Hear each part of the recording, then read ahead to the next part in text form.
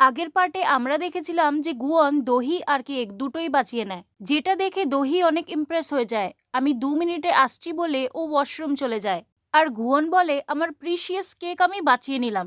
ওয়াশরুমে গিয়ে দহি অনেক ব্লাশ করা শুরু করে দেয়। ও ভাবে গুয়ন ওর বার্থডের জন্য কেক অর্ডার করেছে। ও গুয়নকে পছন্দ করতে লাগে। তারপর ও নোটিস করে ওর কাপড়ে কেকের দাগ লেগে গেছে। ও ওটা পরিষ্কার করতে লেগে যায়। অন্যদিকে গুয়ন ওর কেক খেতেই যাচ্ছিল কি তখনই ওই গুন্ডাগুলো ওকে কেক খেতে দেয় না। গুয়ন ওদের বলে, দেখো আমাকে এই কেকটা আগে খেতে দাও, আমি অনেক ওয়েট করেছি এই কেকটার জন্য। কিন্তু ওই গুন্ডাটা ওর কথা শোনে না আর ওর কেক খারাপ করে দেয়। আর ওরা গুয়নকে মারার জন্যে আগে আসে। এখন কেন কি গুয়নের কাছে পাওয়ার্স ছিল, গুন্ডাগুলো ওর কিছু করতে পারে না। গুয়ন ওদেরকে নিউজ পেপারের ভেতরে ঢুকানো শুরু করে দেয়। তারপর ওদের ফটো নিউজ পেপারে এসে যায়। গুন্ডাগুলো কিছু বুঝতে পারে না যে এগুলো হচ্ছে কি। এক এক করে সবাই নিউজ পেপারের ভিতরে চলে যায়। দহি এসে কেকের অবস্থা দেখে। কেকের কথা জিজ্ঞেস করাতে দহি জানতে পারে যে কেক তো ওর জন্যে ছিলই না। গুয়ন দহিকে ওখান থেকে যেতে বলে। দহি অনেক খারাপ পায় আর ও গুয়নকে বলে, ভবিষ্যতে যদি কখনো তোমার আর আমার দেখা হয়, আমার সাথে ভালো ব্যবহার করো, কেন কি আমি চাই না সবাই এটা ভাবুক যে তুমি আমার এক্স। এটা বলে ও ওখান থেকে বেরিয়ে যায়। গুয়ন ওই নিউজ পেপারটা বাথরুমে গিয়ে ফেলে দেয় আর ওখান থেকে গুন্ডাগুলো বাইরে এসে যায়। ওরা বুঝতে পারে না যে ওদের সাথে হলো কি। অন্যদিকে দহি জানতে পারে যে ওর কোম্পানির ব্যাপারে যে ভুল আর্টিকেল ছাপিয়েছিল সে চেয়ারউম্যান জুয়ের মেয়ে সুয়ান। তখনই একটা ফ্ল্যাশব্যাক দেখানো হয়। চেয়ারউম্যান জুয়ের দুটো বাচ্চা ছিল, একটা ছেলে আর একটা মেয়ে। ছেলের নাম হলো সুকমিন, তার স্ত্রী হলো সেরা। ওদের একটা ছেলে ছিল, তার নাম ছিল দোগেয়ং। তারপর আসে চেয়ারউম্যানের মেয়ে সুয়ান। ওর দুটো টুইন্স বাচ্চা ছিল যাদের নাম হলো অস্টিন আর জাস্টিন। এরা সবাই দহিকে পছন্দ করতো না, কারণ একটা অ্যাডপ্টেড বাচ্চা হওয়ার পরও দহি চেয়ারউম্যান জুয়ের সাথে অনেক ক্লোজ ছিল। আর এদের সাথে জুয়ের সম্পর্ক অত ভালো ছিল না, অবশ্য এদেরই জন্যে। এদের ছেড়ে চেয়ারউম্যান জুয়ের একটা ভাগনাও ছিল, সুক্ষুন, যে জুয়ের বিজনেস পার্টনারের মতো ছিল। এরা সবাই নিজেদের মধ্যে বুঝতে তো দিত না, কিন্তু এরা সবাই চেয়ারউম্যানের পজিশন আর তার প্রপার্টির পেছনে পড়েছিল, মানে মিরে গ্রুপের পেছনে, যেটা জু অনেক কষ্ট করে তৈরি করেছিল। সিন আসে বর্তমানে। দহিকে মিরে গ্রুপের ফাইন্যান্স টিম থেকে তেজুনের কল আসে। ও দহিকে বলে, আমি তোমাকে একটা ইম্পর্ট্যান্ট ইনফরমেশন দিতে চাই। এই ইনফরমেশন দিয়ে তুমি মিরে গ্রুপের নেক্সট চেয়ারউম্যান হতে পারবে, কিন্তু এই সব আমি ফোনে বলতে পারবো না, তোমাকে আমার সাথে দেখা করতে হবে। দহি ওকে জিজ্ঞাসা করে, তুমি আমার নাম্বার কোথা থেকে পেয়েছো? তেজুন বলে, এটা ইম্পর্টেন্ট না, যদি তুমি সত্যি জানতে চাও তাহলে আমাকে কল করো। দহি এই কথাটায় বেশি মন দেয় না, কারণ ওকে চেয়ারউম্যান হওয়াতে কোনো ইচ্ছে ছিল না। কারণ ও জুয়ের বাচ্চাদের সাথে কোনো ঝগড়াঝাটি চাইতো না, ও শুধু শান্তি চাইতো। তখনই ওকে চেয়ারউম্যান জুয়ের মেসেজ আসে। জু লেখে, তাহলে চললাম আমি, তোমার সাথে এবার স্বর্গে দেখা হবে। এই মেসেজটা দেখে দহি ঘাবড়ে যায়। ও যেইতেই ভাবে হসপিটালে পৌঁছয়। হসপিটালে ও জুকে শোয়া দেখে। দহি অনেক ভয় পেয়ে যায় আর বলে, প্লিজ আমাকে ছেড়ে যেও না। তখনই জু ওকে বলে, কি ব্যাপার, তুই এত সিরিয়াস কেন, আমি তো ঘুমাচ্ছিলাম। দহি রেগে যায় আর বলে, তুমি জানো আমি কত ভয় পেয়ে গেছিলাম। জু বলে, এখানে ভয় পাওয়ার কি আছে, আমার তো বয়সই এমন, কখনো কিছুও হতে পারে।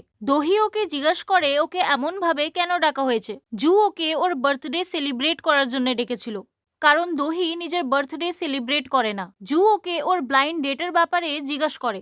দহি বলে, অনেকই জঘন্য ছিল। জু বলে, দেখো, যে ভুল আমি করেছি ওটা তুমি করো না। সৌন্দর্যই সবকিছু হয় না, মানুষের মন দেখতে হয়। দহি বলে, কি বলছো তুমি, ও শুধু দেখতেই তো ভালো ছিল, আর কোনো গুণ নেই ওর মধ্যে।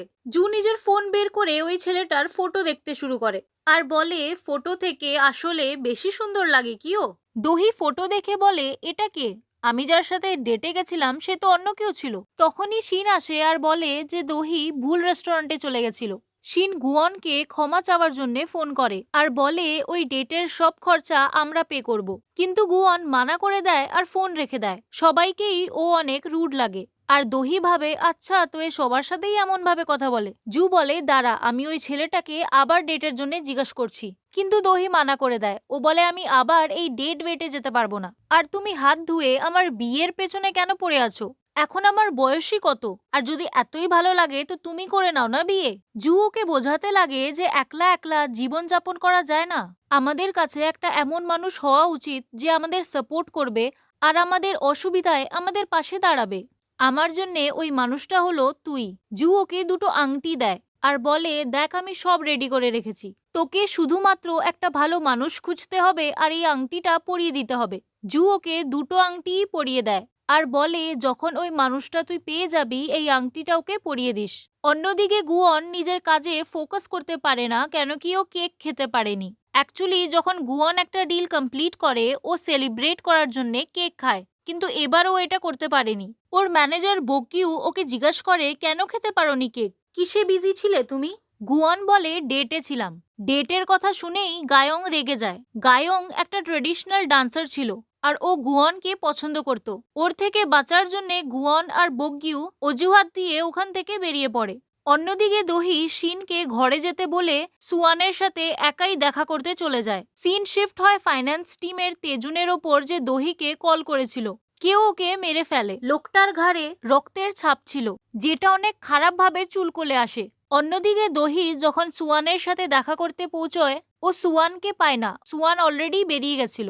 দহি একটা বিচে গিয়ে বসে যায়। ওখানে একটা পরিবারকে দেখে ওকে নিজের মা বাবার মনে পড়ে। আর এখানে আমরা জানতে পারি যে দহি নিজের বার্থডে এর জন্য সেলিব্রেট করতো না, কারণ ওর বার্থডের দিনই ওর মা বাবা মারা গেছিল। সিন শিফট হয় গুয়নের ওপর, যে একটা এমন মানুষ খুঁজছিল যার সাথে ও ডিল করতে পারে। অন্যদিকে কেন কি শিন ছিল না, দহি নিজের জন্য একটা ড্রাইভার বুক করে। ড্রাইভার ওকে পিক করতে আসে। গাড়ির ভিতরে বসে দহি নিজের অ্যাপ থেকে জানতে পারে যে ওর ড্রাইভার এখনো পৌঁছায়নি। যে গাড়ি চালাচ্ছিল দহিকে তার ওপর সন্দেহ হয়। ওই লোকটার ঘাড়ে ওরকমই রক্তের ছাপ ছিল, যার মানে ফাইন্যান্স টিমের তেজুনকেও এই লোকটাই মেরেছিল। দহি ওই লোকটাকে জিজ্ঞাসা করে, কে পাঠিয়েছে তোমাকে? ওই লোকটা দহির মুখে রুমাল রেখে ওকে বেহোশ করার চেষ্টা করে আর বলে, তোমার মৃত্যুর কারণ হলো চেয়ারউম্যান জু। দহি বেহোশ হওয়ার নাটক করে। ওই লোকটা যখন চাকু নেওয়ার জন্য আগে মরে, দহি ওকে মেরে ওখান থেকে পালিয়ে যায়। ওই মার্ডারারটাও ওর পেছনে পালাতে শুরু করে। অন্যদিকে গুয়ন একটা এমন মানুষ পেয়ে যায় যে কিছু না ভেবেই ওর সাথে ডিল সাইন করে নেবে। সিন শিফট হয় দহির ওপর, যে পালাচ্ছিল। তখনই ও নিজের সামনে একটা মানুষ দেখতে পায়। এই সিনটাই আমরা এপিসোডের শুরুতে দেখেছিলাম। দহি বুঝতে পারে ওই মানুষটা আর কেউ না, গুয়ন ছিল। ও ভাবতে লাগে যে গুয়ন এখানে কি করছে। গুয়নও কি ওই লোকটার সাথে মিলিত? তারপরও ভাবে, না, এরকম হতে পারে না। তখনও ভাবে যে ওর জীবন একটা এমন জায়গায় দাঁড়ানো যেখানে ও বুঝতে পারছে না যে কে ওর বন্ধু আর কে ওর শত্রু। তারপরও গুয়নের দিকে এগোয় আর ওর কাছ থেকে হেল্প চায়। গুয়ন বলে, আমি তোমার হেল্প করব, কিন্তু তোমাকে আমার সাথে ডিল করতে হবে। দহি বলে, তুমি ওর হাতে চাকু দেখতে পারছো না নাকি? এটা কি কোনো সময় হলো ডিল ডিসকাস করার? গুয়ন বলে, এই পৃথিবীতে কোনো জিনিস ফ্রি নয়। দহি বলে, ঠিক আছে, কিসের ডিল বলো আমাকে ডিলের ব্যাপারে। গুয়ন বলে, এত লম্বা চড়া ডিসকাশন তুমি এখন করতে চাও? আমার মনে হয় না যে তোমার কাছে এতটা সময় আছে। দহি বলে, আমি পাগল না যে না জেনে শুনে ডিল সাইন করব। গুয়ন বলে, ঠিক আছে তাহলে তোমার ইচ্ছা, আর ও ওখান থেকে বেরোতে লাগে। দহি ওকে থামায় আর বলে, ঠিক আছে আমি করব ডিল। ওই লোকটা এতটা ভয়ঙ্কর লাগছিল যে গুয়ন ডিল সাইন না করেই ওকে মারা শুরু করে। এর মধ্যে দহি নিজের গাড়িতে গিয়ে বসে যায়। তখনই গুয়ন ওই মার্ডারারটাকে ওর গাড়ির উপরে ফেলে দেয়। এসব দেখে দহি অনেক ভয় পেয়ে যায় আর গুয়ন থেকে লুকিয়ে ব্রিজের পাশে চলে যায়। কিন্তু গুয়ন ওকে খুঁজে ফেলে আর বলে, আমাদের ডিল মনে আছে তো? ও দহিকে নিজের হাত দেয়। দহি ওর হাত ধরে নেয়। তখনই ওই মার্ডারারটা দহির গাড়িতে বসে ওদের দুজনের দিকে গাড়ি চালিয়ে দেয়। গুয়ন চুটকি বাজিয়ে গাড়ি থামানোর চেষ্টা করে, কিন্তু ওর পাওয়ার্স কাজ করে না। দহি ভয়ের চোটে গুয়নের হাত ছেড়ে দেয় আর ও জলে পড়ে যায়। ওকে বাঁচানোর জন্যে গুয়নও ওর পেছনে ঝাঁপিয়ে যায়। দহি সাঁতার কেটে ওপরে আসার চেষ্টা করে, কিন্তু ও গুয়নকে দেখে। ও বেহোশ হয়ে গেছিল। ও গুয়নের হাত ধরে ওকে টানার চেষ্টা করে, কিন্তু ও পারে না। দহি ভাবে, যদি আমাকে বাঁচার আছে তাহলে আমাকে গুয়নের হাত ছাড়তে হবে। তখনই গুয়নের হাতের ক্রসটা দহির হাতে এসে যায়। শেষে দহিও বেহোশ হয়ে যায়। পরের সিনে দেখানো হয় যে দহি একটা কেনারায় বেহোশ পড়ে রয়েছে। তখনই ওর চোখ খোলে আর ও গুয়নকে দেখে। গুয়ন অনেক চিন্তিত ছিল, কেন কি ওর হাতের ক্রসটা গায়েব হয়ে গেছিল, কারণ ওর সব পাওয়ার্স ও ওই ক্রস থেকেই পেত। দহি ওর কাছে যায় আর বলে, আমরা বেঁচে গেছি, আমি তো ভাবছিলাম আমরা। তখনই গুয়ন ওর হাত ধরে নেয় আর দেখে ক্রসটা এখন ওর হাতে। দহির হাত ধরার পরই ক্রসটা গ্লো করতে লাগে আর সমুদ্রের জল ওদেরকে কভার করে নেয়। দহি কিছুই বুঝতে পারে না আর এরই সাথে পার্ট 2 এন্ড হয়ে যায়।